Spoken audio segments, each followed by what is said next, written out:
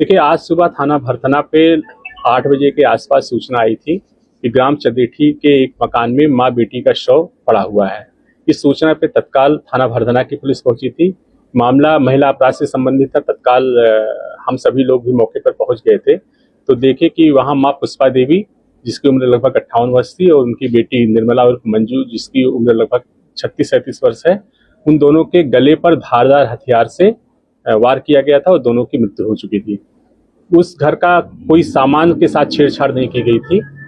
इस आधार पर ये पता चला कि ये जो मोटिव है इनका सिर्फ मर्डर करने का था। जब परिजनों से बात की गई, चूंकि उनके पिता और दो जो भाई थे मृतका मंजू के, ये बाहर रहते हैं, नोएडा में और पुणे में नौकरी करते थे। उनसे बात हुई तो उनसे पता चला कि इनके ससुराली जनों से इनका विवाद चल रहा है। एक चीज ये गांव से पता चली थी कि इनके यहाँ एक दिन पहले 15 तारीख को एक लाल रंग की स्कूटी से कोई व्यक्ति आया हुआ था। हम लोगों ने सीसीटीवी फुटेज देखा और उस स्कूटी की पहचान करी, और फिर हमारी जो एसओजी सर्विलांस की टीम है, हमारे थाने की टीम है, इन लोगों ने उसको शिनाख्त कर लिया कि ये व्यक्ति कौन है। आज पुलिस मुठभेड़ में मुकेश यादव, जो रहने वाला कुर्रा मैनपुरी का है, ये इसे गिरफ्तार किया गया है। इसके पैर में गोली लगी हुई है। इससे जब पूछताछ की गई तो इसने पूरी घटना को सिलसिलेवार बताया। दरअसल मंजू उर्फ निर्मला की शादी 26 अप्रैल 2021 में किसनी थाने के सत्येंद्र के साथ हुई थी। जब ये शादी होकर के गई है तो वहाँ आपसी कोई मनमुटाव हुआ किसी बात को लेकर के, और 3-4 महीने के बाद ही ये बेटी आकर के अपने मायके में रहने लगी। एक मुकदमा इसने घरेलू हिंसा का और भरण पोषण का इटावा के पारिवारिक न्यायालय में दायर किया था। उसमें 3 अगस्त को 7,000 रुपये प्रतिमाह मेंटेनेंस देने का और जो पूर्व की रिकवरी है 3 लाख रुपए, उसे अदा करने के लिए माननीय न्यायालय ने आदेश किया था। इससे क्षुब्ध होकर के इसके पति सत्येंद्र ने, जो एक मुकेश यादव है जो आज अभी गिरफ्तार हुआ है, इसका रिश्ते में साला लगता है, इनसे इसने संपर्क किया। ये पहले उसमें आर्मी में भी रह चुका है और वहाँ से बर्खास्तशुदा है।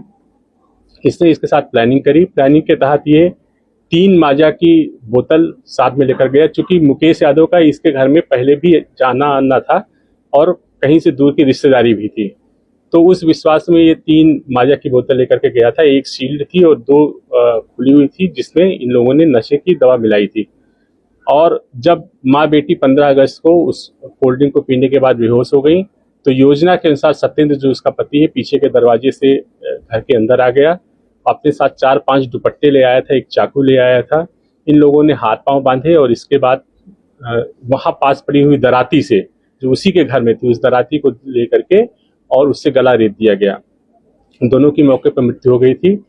और सत्येंद्र ने इसको 2.5 लाख रुपए मुकेश यादव को दिया था और ये बोला था कि तुम भी फरार हो जाना और जहां तुम रहोगे वहां मैं भी आ जाऊंगा।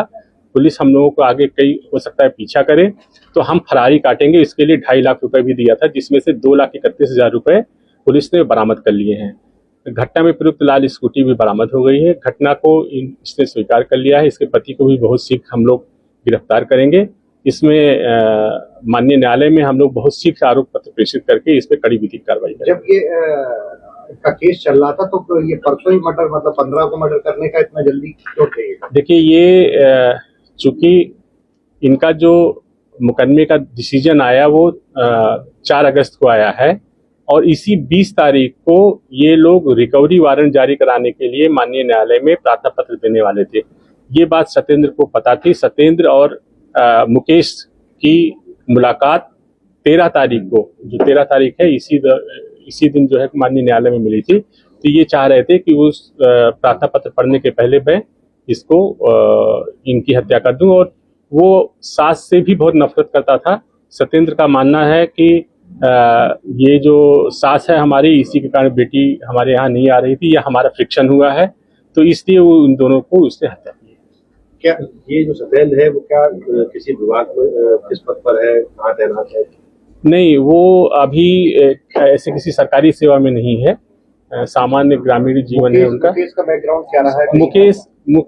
मुकेश का जिस बता रहे सफाई कर्मचारी सुनील, मुकेश जो है ये आर्मी में रहा है पहले और 5-7 साल वहाँ नौकरी किया है। वहाँ से इसका कोर्ट पार्सल हुआ था चोरी के मामले में, वहाँ से ये इसे निकाला गया था और अब वर्तमान में ये आकर के कुर्रा में अपने घर पे रहता था।